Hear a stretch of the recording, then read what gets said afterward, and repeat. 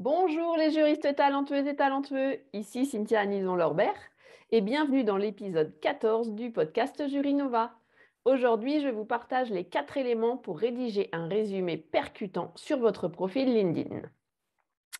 Lors des entretiens exploratoires gratuits et confidentiels que je propose aux juristes qui sont intéressés pour un accompagnement, puis lors des séances de coaching pendant notamment l'accompagnement mobilité, même l'accompagnement bilan de compétences orientation, vous me confiez régulièrement vos difficultés pour rédiger un résumé, la fameuse rubrique info du profil LinkedIn.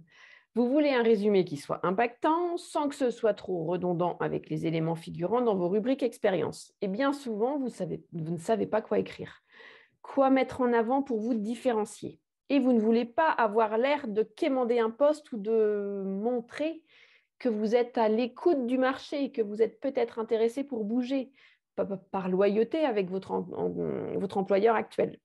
Donc, ça vous pose problème en général de rédiger ce résumé, de savoir quoi intégrer, etc. Donc, on passe un certain temps en séance sur ce résumé du profil LinkedIn pour pouvoir rédiger quelque chose qui vous met en valeur, qui répond aux besoins de l'entreprise et qui vous permet d'être confiant sur le message que vous faites passer et sur l'image que ça donne de vous.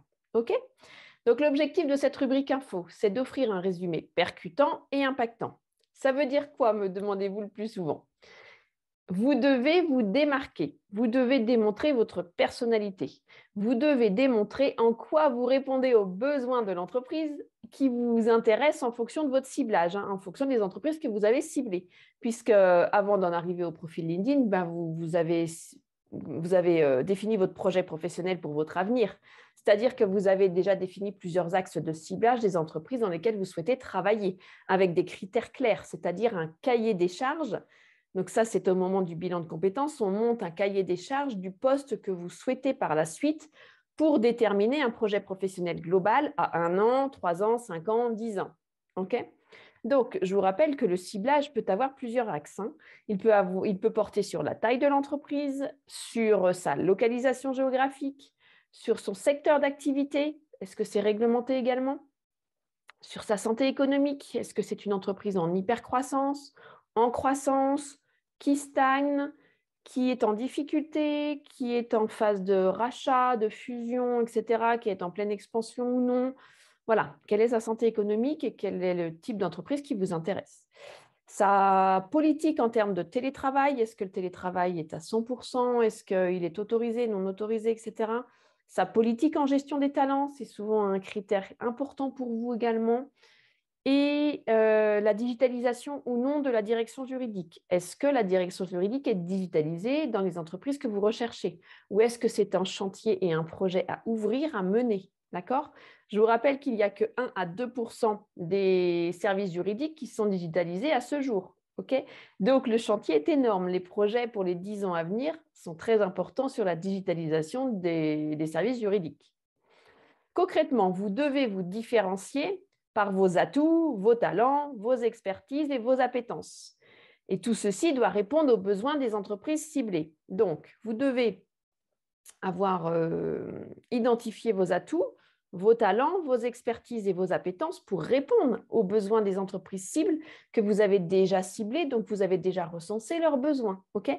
Tout ça, ce sont également des éléments que l'on traite dans la première partie de l'accompagnement mobilité et dans l'accompagnement orientation bilan de compétences. On travaille tout votre parcours, quels sont vos talents, quels sont vos atouts, on les identifie tout au long des accompagnements orientation et mobilité. On identifie vos compétences et vos expertises, vos appétences, qu'est-ce qui vous intéresse, qu'est-ce que vous ne voulez plus faire, qu'est-ce que vous voulez encore faire. D'accord? Et une fois qu'on est dans l'accompagnement mobilité, quand on passe au ciblage des entreprises dans lesquelles vous souhaitez travailler, on identifie également les besoins. Quels sont les besoins de ces entreprises pour pouvoir y répondre? OK? Donc, le résumé doit être rédigé avec des phrases, avec votre vocabulaire, avec les mots que vous aimez employer. Pourquoi? Parce que ça va traduire votre personnalité, ça va traduire votre manière de communiquer, votre énergie, tout ce qui va vous qualifier et donner envie ou non de communiquer avec vous. D'accord?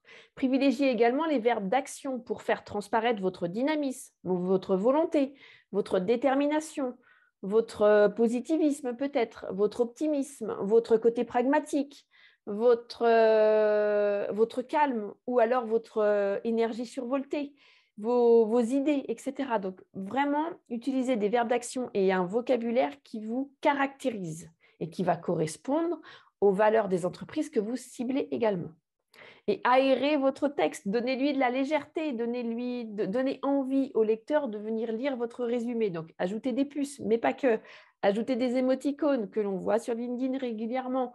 LinkedIn est un réseau social professionnel très puissant. C'est l'un des plus puissants au niveau professionnel, mais ça reste un réseau social. Il faut que ce soit léger et agréable à lire. Il faut que ça donne envie de lire. Donc, il faut qu'il y ait de l'aération, de la légèreté et qu'il y ait du relief sur votre résumé. D'accord?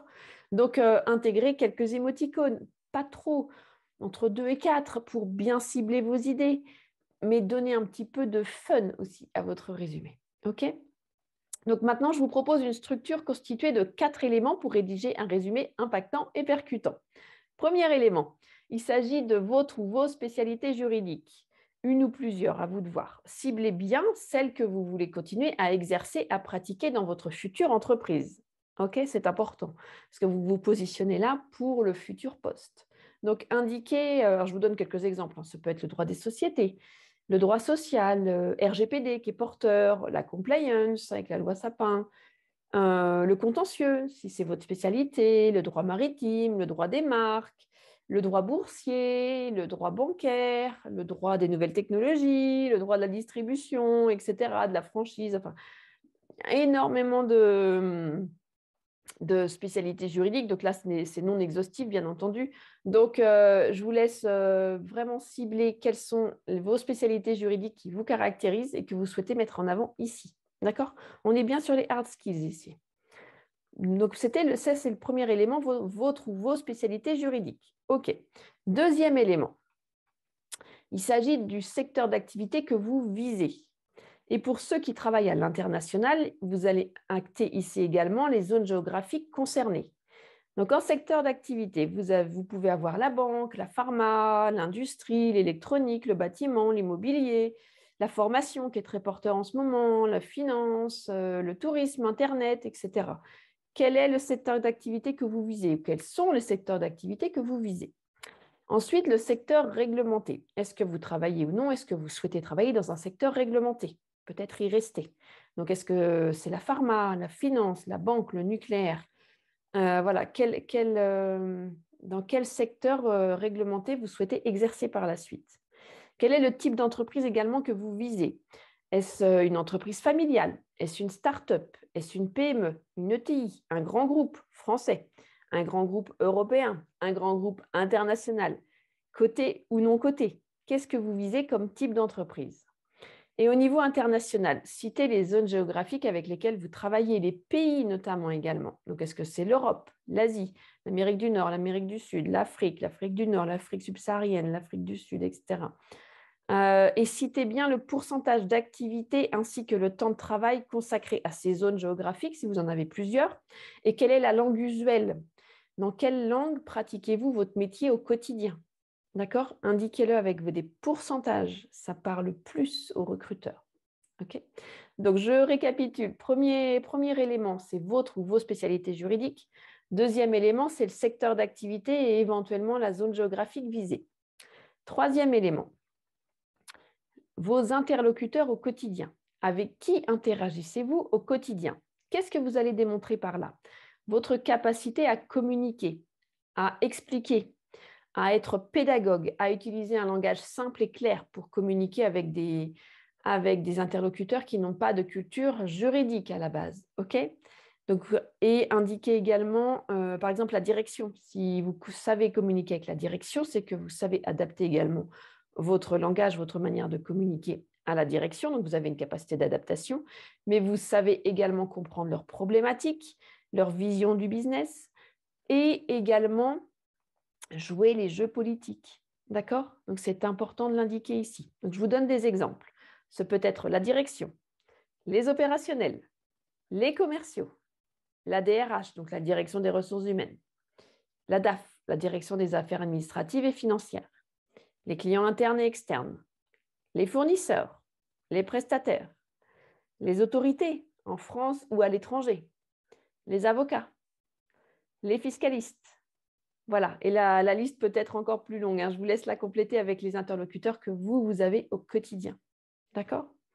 Donc, on vient de voir le troisième élément. Donc, je vous résume. Premier élément, vos spécialités juridiques, votre spécialité juridique.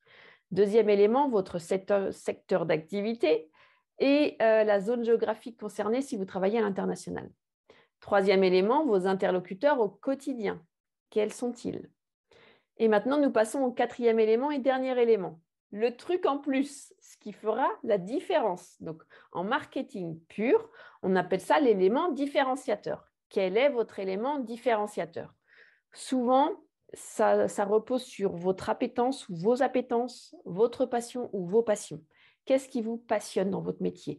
Sur quoi vous documentez sans faire aucun effort, sans avoir à vous former et ça rentre tout seul. OK? Donc, soit ce truc en plus est une évidence. Donc, foncez. Vous le connaissez, vous savez ce que c'est, donc vous foncez. J'avais l'exemple d'une directrice juridique pour qui c'était la blockchain. Elle se documentait de manière extrêmement facile pour elle, ludique, sur la blockchain et ça, elle a eu besoin d'aucune formation quasiment. Donc, forcément, elle a pu se positionner sur la blockchain à un moment donné. Sinon, si ce n'est pas évident pour vous, je vous donne une méthode pour trouver quel est ce truc en plus, votre élément différenciateur, ce qui va faire la différence pour vous. Donc, premièrement, vous prenez un papier, un crayon et vous listez poste par poste toutes vos expériences, toutes vos compétences, toutes vos missions, tous vos interlocuteurs, ce sur quoi vous avez travaillé, les projets menés, les conventions rédigées, qu'est-ce qui a été négocié, est-ce qu'il y a eu des contentieux, ce sur quoi vous avez travaillé, les différents projets également. Et comparez-vous dans un deuxième temps aux juristes, tous les juristes rencontrés tout au long de votre carrière, que vous avez côtoyés tout au long de votre carrière. Où est-ce que vous vous situez maintenant? Où est-ce qu'eux se situent? Où est-ce qu'à l'époque ils se situaient? Où est-ce que vous vous situez? Sur quoi vous travaillez les uns les autres? Ce sur quoi on vous demandait vous plutôt qu'eux. D'accord? On venait vers vous plutôt que venir vers eux. D'accord? Et troisième point, listez les questions récurrentes que l'on vous pose. Quelles sont les questions pour lesquelles on vient régulièrement vers vous? Pourquoi vient-on vers vous? Quel est votre atout derrière le fait que ces personnes viennent toujours vers vous pour tel ou tel type de question? D'accord? Allez creuser. Si ça n'est pas évident pour vous, posez-leur la question. Les personnes avec qui vous êtes en confiance et qui viennent régulièrement vers vous pour vous poser des questions, demandez-leur. Demandez-leur qu'est-ce qu'ils recherchent quand ils viennent plutôt vers vous que vers vos collègues. D'accord? Comme ça, vous allez avoir des éléments clairs. Et ce peut être un point sur votre communication, sur votre manière d'écouter, sur votre manière de répondre ou de reformuler. Peut-être que vous avez comme atout ou comme talent inné une écoute active très, très développée, ainsi qu'une capacité à reformuler pour bien comprendre le périmètre de la question, le périmètre du problème, la situation globale. Donc peut-être que vous utilisez très très bien ces deux outils, l'écoute active et la reformulation, pour bien délimiter le problème. Donc la personne se sent écoutée et comprise, entendue. Vous reformulez avec ses mots à elle, donc même si elle n'a pas la culture juridique, elle comprend que vous avez compris ce qu'elle vous dit, d'accord? Et puis ensuite, si vous proposez des solutions pragmatiques, dans ce cas-là, elle va se sentir soutenue, accompagnée, conseillée correctement par rapport à sa problématique. Voyez? Donc, est-ce que ça peut être, par exemple, ce type de talent qui peut être détecté par le retour que va vous faire votre interlocuteur, d'accord? Donc, il peut être intéressant d'aller interroger vos interlocuteurs. C'est ce qu'on appelle un test à 360 degrés feedback dans le cadre de l'accompagnement, bilan de compétences, orientation. Il s'agit d'aller demander quelle est l'image que vous renvoyez aux autres, pourquoi ils viennent vers vous, qu'est-ce qu'ils apprécient en vous quand ils travaillent avec vous, quand ils échangent avec vous, quand ils vous demandent conseil, quand ils vous soumettent des contrats, quand ils vous demandent de participer à des négociations, à des contentieux, okay? Ou quand ils vous demandent de participer à des projets encore en phase exploratoire, je dirais, et on a besoin de votre vision des choses. Okay? Donc, allez vraiment en profondeur sur ce petit truc en plus qui va faire la différence. Alors, ce qui est porteur, je vous donne quelques exemples sur ce quatrième élément pour que ça vous aide à avancer. Si vous êtes membre du COMEX ou du CODIR, Donc, vous savez communiquer, vous savez vous adapter, vous avez les compétences et vous savez jouer les jeux politiques. Et vous comprenez les problématiques des comités de direction ou des comités exécutifs, d'accord? Les problématiques business derrière, de développement, etc. etc. Okay. Si vous êtes ambassadeur ou ambassadrice, citez les programmes, les associations pour lesquelles vous êtes ambassadeur, ambassadrice de votre groupe, de votre entreprise. D'accord? Là encore, vous démontrez quoi? Des soft skills. On vous fait confiance. Vous êtes apte à représenter l'entreprise, donc vous maîtrisez les rouages de l'entreprise. Vous connaissez ses missions, vous connaissez ses valeurs, etc. Et donc, on vous fait confiance pour représenter l'entreprise. Troisièmement, ce peut être si vous êtes mentor. Décrivez le profil des personnes que vous mentorez et la durée sur laquelle vous les accompagnez. D'accord? Souvent, un mentor est doté des 2 outils que je vous citais tout à l'heure, c'est-à-dire l'écoute active et la reformulation. Pourquoi? Pour aider la personne mentorée à se dépasser, à avancer, à accepter le changement qu'elle est en train de vivre, pour encore évoluer, pour croître, pour se développer. Par exemple, le mentor peut accompagner un mentoré dans une prise de poste pour pouvoir l'aider à prendre ses marques et à grandir en sécurité, si je puis dire, et en toute confiance dans ce nouveau poste. Okay. Donc, indiquez-le également si vous êtes mentor de personnes mentorées. 4e point porteur, c'est le digital et la transition digitale. Citez bien les outils que vous avez mis en place et ceux que vous utilisez au quotidien ou de manière récurrente, que ce soit pour le corporate, pour les signatures électroniques, pour les closiers, pour la veille juridique, pour l'archivage des documents juridiques, pour le contract management, etc. Donc vraiment, j'insiste là-dessus, citez les outils, citez les budgets si vous avez géré les budgets, citez la durée de mise en place si vous avez travaillé au projet de mise en place de ces outils, citez la durée de mise en place, de mise en œuvre. Je vous rappelle que les directions juridiques sont digitalisées qu'à hauteur de 1 à 2%, d'accord? Donc, ce qui va être porteur pour les 10 années à venir et pour le métier de juriste qui va évoluer, c'est notamment la digitalisation. Pourquoi? Pour limiter toutes les tâches récurrentes du juriste, purement administratives, pour orienter le juriste vers les tâches intellectuelles, en négociation, en conseil, pour participer aux stratégies de l'entreprise, etc., ou aux stratégies des opérationnels, d'accord? Sa vision des choses, sa vision du business. Okay. Donc vraiment, c'est important. Et j'ai observé cette semaine lors de 2 séances d'accompagnement en accompagnement mobilité, quand on travaillait sur les compétences et les réalisations professionnelles, pour définir après le projet professionnel, les personnes me citaient digitalisation, outil de digitalisation, point. L'outil n'était pas cité, le nom de l'outil n'est pas cité, le descriptif de comment vous avez participé. Il faut décrire certains points. Peut-être également que vous avez formé vos collaborateurs pendant plusieurs semaines ou plusieurs mois pour utiliser ce nouvel outil. Peut-être que vous avez mis en place tous les modes opératoires et les process pour utiliser cet outil. Voilà, me vient en tête l'exemple des consultations. Par exemple, les juristes étaient sous l'eau, les opérationnels les consultaient au téléphone, physiquement, par papier, enfin voilà, sur le coin d'un bureau, et rien n'était processé. Ils ont mis en place un outil de consultation digitale, un outil de consultation digitale, c'est-à-dire qu'ils ont mis en place un outil où les personnes qui ont des questions, qui souhaitent solliciter la direction, doivent mettre par écrit le contexte, la situation, la problématique, les délais, toutes les pièces nécessaires pour donner les éléments factuels dont le juriste va avoir besoin pour pouvoir répondre, pour obtenir une consultation du juriste, d'accord? Et le délai de réponse qui est nécessaire, tout en sachant qu'il a été défini dans les process, un délai minimum d'analyse du dossier pour pouvoir répondre, d'accord?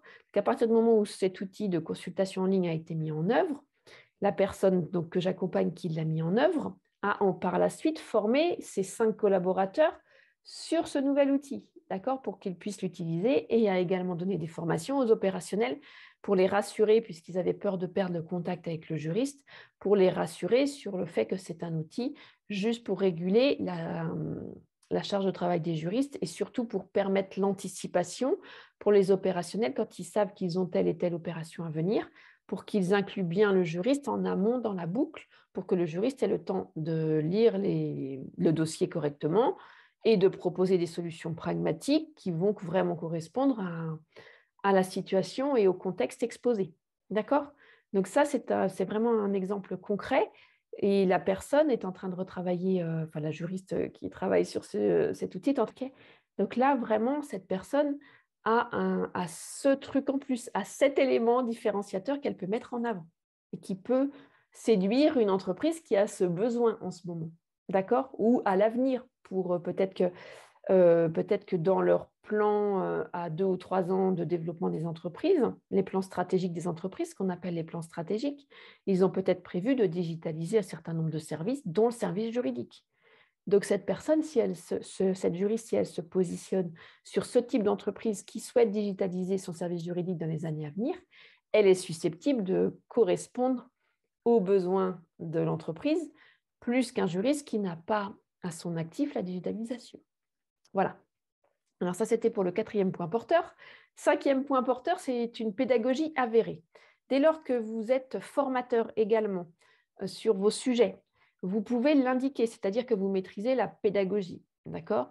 Donc, vous allez interagir avec un public qui n'a pas cette culture juridique pour intégrer tout simplement le juridique peu à peu dans leur environnement. Donc, c'est également intéressant. Notamment dans les entreprises où la communication entre les juristes et les commerciaux est toujours complexe.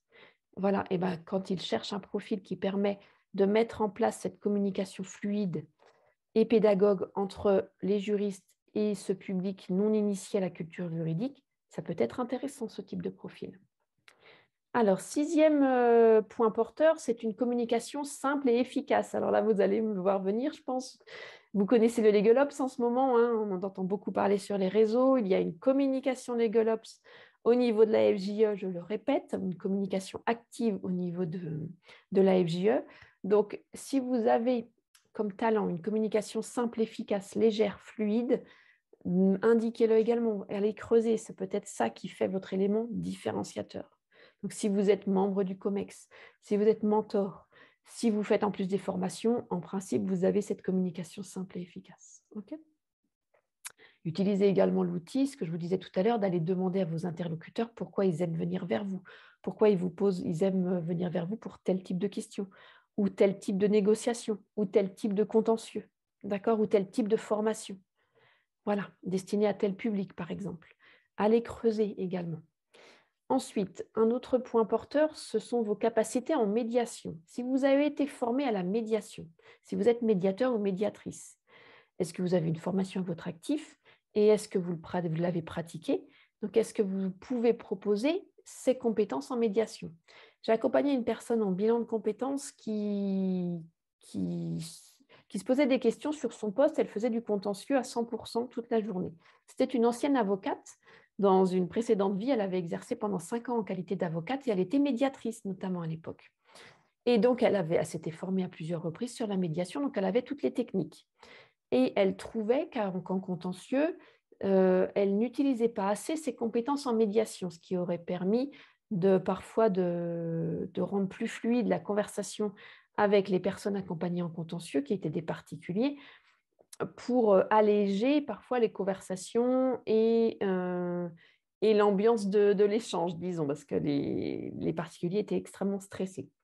Et donc, ce qu'elle a proposé à sa direction, c'est de libérer 25% de son temps pour former ses collaborateurs à la médiation, pour pouvoir tous utiliser la médiation de manière plus assidue lors de leurs échanges avec les particuliers qui étaient en contentieux, qu'ils accompagnaient eux de leur côté, pour pouvoir alléger et rassurer donc alléger la conversation avec ce particulier et rassurer le particulier sur le fait qu'il est bien pris en charge, qu'il est bien écouté et qu'on va l'aider à aller vers un contentieux qui va être constructif pour lui. D'accord? Donc, qu'est-ce qu'ils utilisent? L'écoute active comme outil, c'est ce que je disais déjà tout à l'heure, la reformulation. À partir du moment où il y a une écoute active et une reformulation correctement effectuée, le particulier se sent écouté, entendu, rassuré, comme quoi il est bien pris en charge. On l'a bien compris. On a bien compris sa situation et son contexte et sa demande. D'accord? Donc, dès lors, la relation pour la suite est plus fluide. Il y a un petit peu moins de stress. OK? Donc, voilà comme exemple. Ensuite, un autre point porteur, c'est si vous maîtrisez les techniques de négociation. Si vous avez à votre actif une maîtrise complète des techniques de négociation. Est-ce que vous avez une formation? Est-ce que vous avez une grande expérience? Quels sont les montants négociés, le nombre de négociations, le type de montage, etc. D'accord? Quels sont vos interlocuteurs? Toujours la même chose. Avec qui vous négociez? Est-ce que vous êtes accompagné d'autres sujets? OK, ça peut être RGPD également.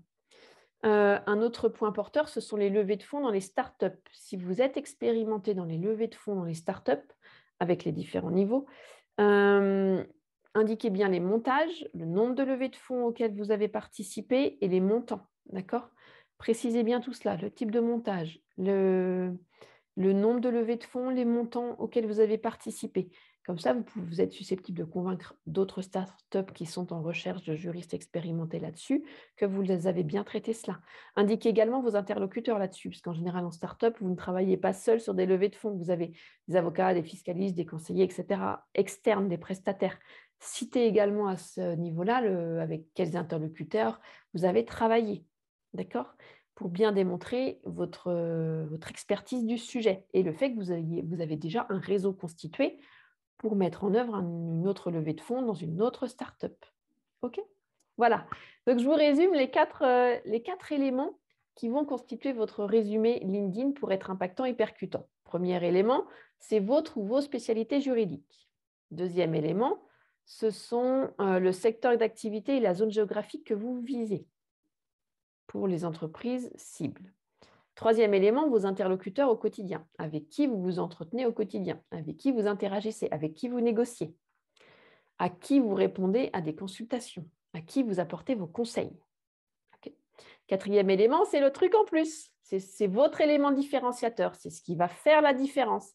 C'est ce qui fait qu'on va vous retenir. On va retenir votre profil parce qu'on a une recherche très particulière avec un point particulier. L'entreprise, le recruteur cherche cette compétence, cette appétence. D'accord? Donc, allez creuser, allez trouver votre élément différenciateur pour le mettre en avant. Alors, vous avez tous les éléments maintenant pour rédiger un résumé sur LinkedIn impactant et percutant. Je vous laisse le soin de rédiger cela avec vos mots, bien entendu, votre vocabulaire, votre énergie, votre personnalité. Il est important que ça ressorte également dans la présentation notamment. J'insiste aussi sur le visuel et sur le vocabulaire employé, les phrases courtes pour donner du dynamisme, pour démontrer votre volonté. Utilisez bien les verbes d'action, placez-les au bon endroit. Re-regardez bien votre rédaction. OK? Je vous laisse là-dessus. Bonne rédaction à vous. Merci.